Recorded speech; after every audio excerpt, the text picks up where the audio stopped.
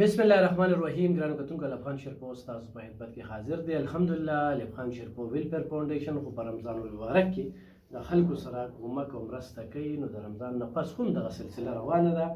زه د دوبۍ والا روډ ډېره زیاته بلنه کوم چې ماته د دریو ماشینانو ذکر کړو او درې ماشینان چې کوم دي نو درې کونډو ته ورکولو. خو په هغې یوې کې دا زنانه چې کومه ده کونډه خو نه ده، خو په کونډه حسابه ده، ځکه چې خاوند یې په کټ دی. او یو ویډیو مې ورله دلته دفتر کې کړې وه، دویمه ویډیو له زه د دوی کور ته لاړم او د دوی هغه کور هغه 2 مرلې ځای هغه ما وکته او هغه کوټه راسسېدل مې وکتل، هغه مات لرګي مې وکتل، هغه کچن کې پاپتو وپتو چې خوراک نه دی پوخ شوی، هغه لون نغری مې ولیده چې باران لون کړی. نو په هغې معنو کې حقداره وه.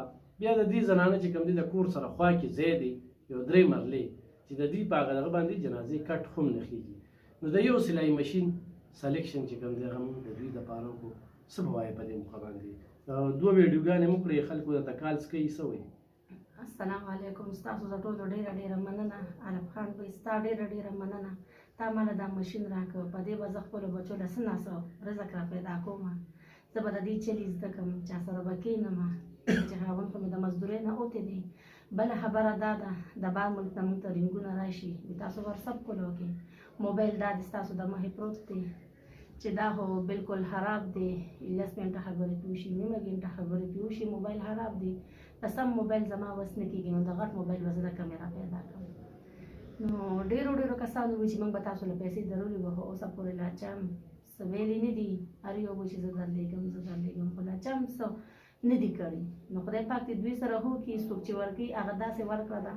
ډېرو کسانو راته ووایي چې دی هسې ګپ شپ لګوي، هسې ټوکې کوي، خو زه وایم چې نه، دا بالکل رښا دي، ځکه چې دی زموږ کور ته هم راغلی دی، زموږ ارسې کتلي دي. او دا د مشین تاسو ټولو ته به زه وایم چې ښکاري دا د مشین ماله راکړ.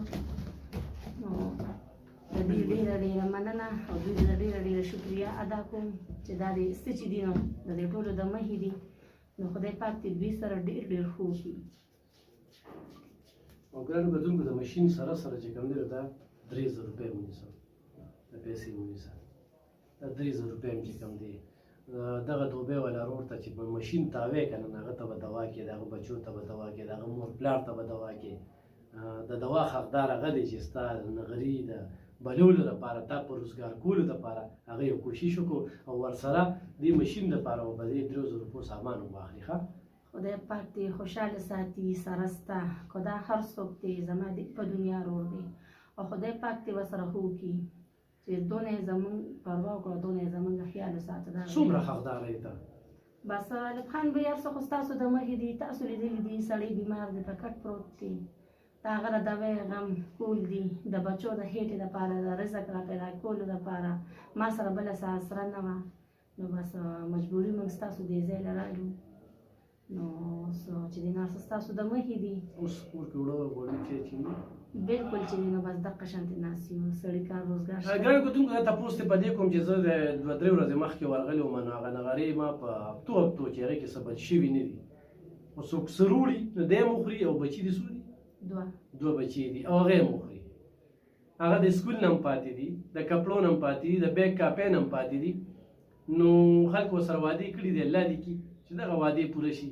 نو دې د ټول ارمانونه پکې رجېږي چې دغه 3 مرلې ځای هم پکې واخیستی شي او د دې ژوند هم چې کوم دی نو هغه بحال شي. دغه رور 15000 روپۍ ما لپاره رالېږلې وي. الله پاک دې عزت وکړي. او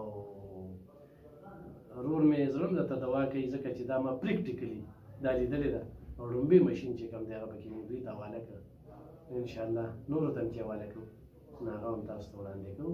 ټولو کتونکو ته، ګرانو کتونکو، داسې ډېرې کونډې رونډې زموږ سره په رابطه کې دي، خو هغوی له موږ داسې سلایي مشینونه ورکړو.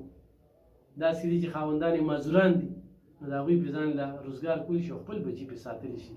خو بیا خو د دوی سره څوک رابطه کوي نو په هغه دواړو ویډیوګانو کې د دوی نمبر شته.